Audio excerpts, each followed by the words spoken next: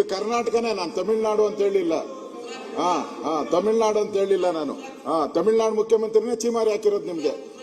ಅಲ್ಲ, ತಮಿಳ್ನಾಡು ಮುಖ್ಯಮಂತ್ರಿ ಚೀಮಾರಿ ಹಾಕಿದ್ದಾರೆ, ಅವ್ರೇನು ಹಾಕಿಲ್ಲ ನಿಮ್ಗೆ, ಚೀಮಾರಿ ಹಾಕಿದ್ದಾರೆ.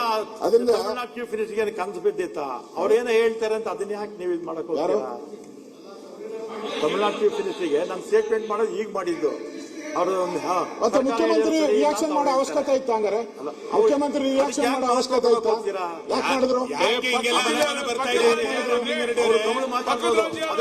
ನಿಮ್ಮ ಇಲಾಖೆ ಮೇಲೆ ನಂಬಿಕೆ ಇಲ್ಲ ಅಂತ ಹೇಳಿದ್ದಾರೆ ಮುಖ್ಯಮಂತ್ರಿ.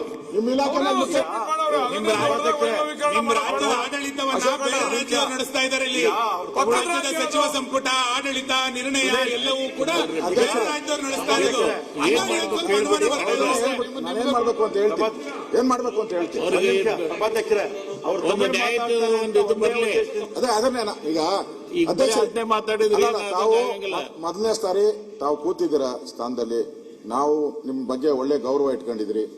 ಇಲ್ಲಿ ರಾಮಲಿಂಗಾರೆಡ್ಡಿ 8 ಬಾರಿನೋ 9 ಬಾರಿನೋ MLA ಮಂತ್ರಿ ಆಗಿದ್ದಾರೆ, ಅವ್ರ ಜ್ಞಾನ ಇದೆ.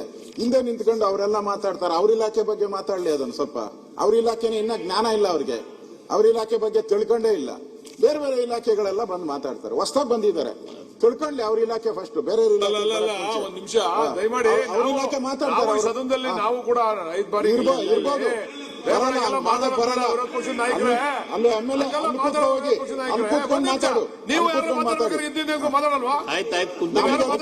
ಒಂದು ಇಲಾಖೆಗೆ ಸಂಬಂಧಪಟ್ಟಂತೆ ಇನ್ನೊಂದು ಇಲಾಖೆ ಸಚಿವರು ಮಾತಾಡಕ್ ಬರಲ್ಲ. ಅವ್ರಿಲ್ಲ ಅಂದ್ರೆ ಮಾತಾಡ್ಲಿ. ಮಂತ್ರಿ ಇಲ್ಲ, ಅವ್ರ ಸಮರ್ಥರಿಲ್ಲ, ಅವ್ರಿಗೆ ಜ್ಞಾನ ಇಲ್ಲ ಅಂತ ಹೇಳಿದ್ರೆ ಮಾತಾಡ್ಲಿ. ಅವ್ರ ಜ್ಞಾನ ಐತೆ ಎಲ್ಲ ಐತೆ ಅಂದ್ರೆ ಮಾತಾಡಿದ್ರೆ ಅವ್ರನ್ನ ಇನ್ಸಲ್ಟ್ ಮಾಡ್ದಂಗೆ ಆಗ್ತೈತೆ.